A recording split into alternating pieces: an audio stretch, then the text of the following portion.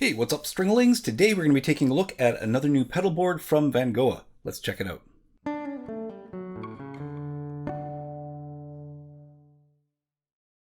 So a few weeks back, you'll probably remember I checked out the Vangoa PDM powered pedal board. Great little unit, has the power board built into it. Retails for around $150 Canadian, which is an insane price for the board, plus the power supply, which is shocking. It also has some of the best hook and loop closure I've seen anywhere. I don't know where they get it from. I talked to my source at Vangoa, and they're actually negotiating releasing it as a product, so keep an eye out for that, because I think that's going to be really, really cool, because it is a really, really good hook and loop attachment system. So I'm hoping it comes out as its own product. But this time around, they sent me a little bit of a different board. It's actually an ultra slim, ultra lightweight pedal board. It's not like one I've ever seen before, and I like it a lot. This is I believe the number is VPB30, Vangoa Pedalboard 30, and this is it. This is the board. Doesn't look like there's a lot to it, but this thing is magic, and I'll explain why. So the sizing of it, first of all, this is under $100 Canadian. I think right now it's around $85 on Amazon. And the size of it, it's 17.7 inches wide and 11.8 inches deep.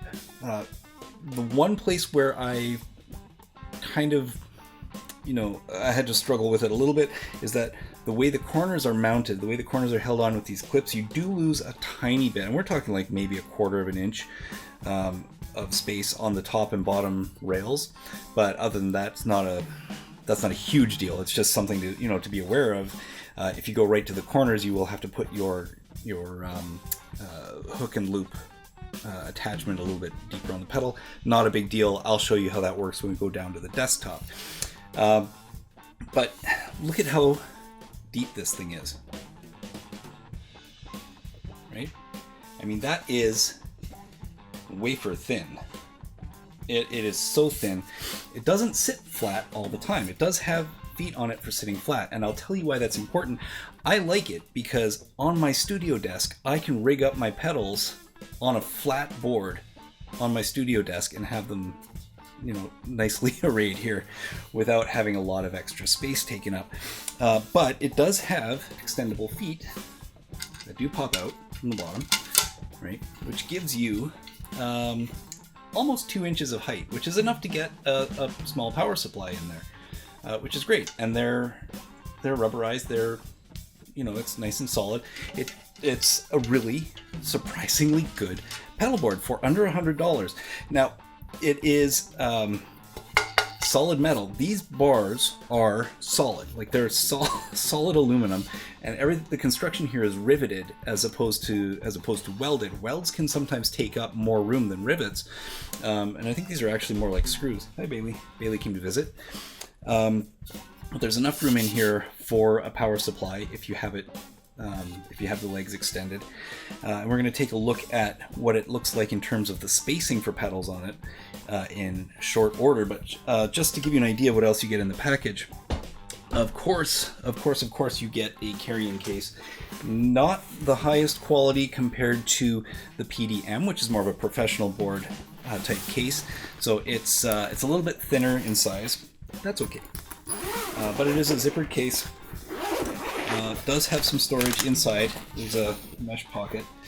Comes with a shoulder strap. Now they send the which one's on here? Yeah, so they send the hook part as a roll as well. But this was cool. They also included some of these Velcro cable ties for cable management. There's 3 of them here, I think. As well as something I haven't seen included with the pedal board before, which is actual cable tie downs with the what do you call them, zip ties, with the zip ties that I normally use kind of buy in bulk. But it's nice that they included them so that everything can be tied down really nicely. Let's go to the desktop, and I'll just show you from a vertical what it looks like in terms of pedal arrangement and how much you can fit on this board. Remember, it's about 18 by 12. It's a little bit shy of 18 by 12, which is a good size pedal board for kind of most stage rigs. So let's check that out. Okay, we've got the pedal board down on the desktop here, and you can see it's right beside my keyboard. And I've got the feet up. So if we put the feet down, you can see, I mean, it's roughly 2 inches high. Doesn't make a big difference for what we're doing here. So just keep that flat and relatively straight in the frame. There we go. And I just wanted to show you, give you an idea of what it looks like. These are just standard sized pedals.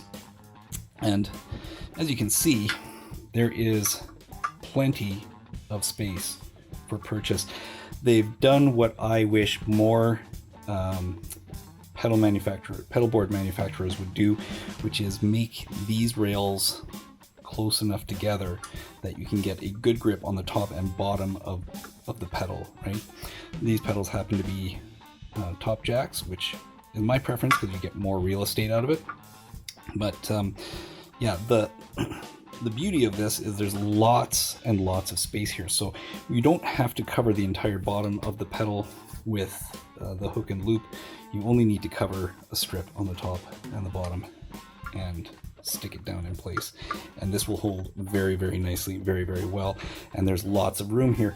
If we look at this with a couple of different sizes of pedals, you can see, just for relative measure, this is a preamp pedal, and it covers nicely on the top and bottom. This is sort of a double-sized, double effect pedal, right? Amazing pedal, by the way. But yeah, as you can see, I mean, you can get a ton of effects on here. So between this, if we were to do this in more or less order, this is overdrive, distortion, this is a modulated delay, right? I mean, there's so much room on here. So the only other place you need to go is with a mini pedal. And on the mini pedals, check this out, there's still about an inch, little less than an inch of hook and loop on the top and bottom of the pedal. That's very, very stable. I always have problems with mini pedals when this gap is too big. How do you position them? If you want to go in this orientation, which sometimes I do, right? It's almost, I mean, it's more than the full width of the pedal itself. So that's still very, very stable. So this is just a really well designed layout for a stock pedal board, okay? At least one with rails. The only way you could improve something like this would be with the flat sheet of aluminum with some holes punched in it for cabling. So this is a really great setup for this. I looked at it in terms of, what could we do with bigger pedals? This is the biggest pedal I own. This is a Morley Bad Horsey 2. Normally sits on the side of my metal rig. It's a monster. And as you can see, it takes up about a third of the pedal board. Would I put this on a pedal board of this size? Probably not. I would probably leave this on the floor beside it. It's pretty stable on its own, but it takes up quite a lot of space, and it takes up 3 full rails, right? A more standard type wah pedal like this WH10 from Ibanez, not quite as much space side to side, still 3 rails deep, but this would make more sense, any type of crybaby type or standard sized wah pedal, or even I don't know where it is, but even like the mini rocker type pedals from Donner or Sonic Cake or anybody like that would only take up as much space as one of these sort of standard pedals. So there's a lot of room on here to deck out an entire pedal board with your standard pedals. I did want to take a peek and just see if we had a controller, right? One of these loop switchers, and this one is almost, this is 17-inch long PXL8 from Joyo, and it takes up an entire row. The issue you need to look at with something of this configuration is how much of this row is going to be lost from the cabling here. These are short, but if you went with something like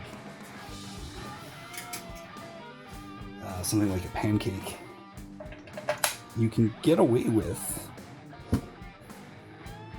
kind of 2.5 rails worth of pedal content if you wanted to do that. This might not be the way I would go with this particular setup, but you can if you want, right? You could take up the whole bottom 2 rows if you want. I mean, there's really no limit to how you configure this. So, like, that's really what you need to know about a pedal board. It's rock solid, it's very stable, it's well constructed, and it fits a bunch of pedals on it. That's what we're looking for in a pedal board, and honestly, you can't go wrong with this price. Okay, so that was the VPB30 pedal board from Vangoa. Let me know what you think down in the comments. It's a really affordable board. If you need to throw something together quickly, or you want something lightweight, really ultra portable, that you can take in and out of the bag, you can take it to gigs. I mean, you really can't go wrong with this. It fits the bulk of what you're going to need for just about every gig. It's a great size board, but it takes up very little room on its own. So if you wanted to strip this down, you could stick it on a bookshelf and it wouldn't be in the way. Really great value, really great purchase, and highly recommended. So if you like this kind of video, make sure that you like and subscribe to the channel. Do consider becoming a member, because as you may or may not recall, we're redoing the video studio this year.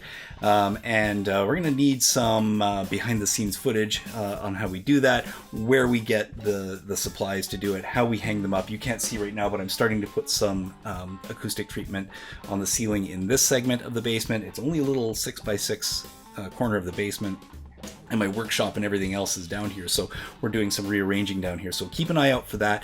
Do consider becoming a member. The links to everything you need to know to help out with that project or to get this are all down in the description. I hope you have a fantastic day, and I will see you next time.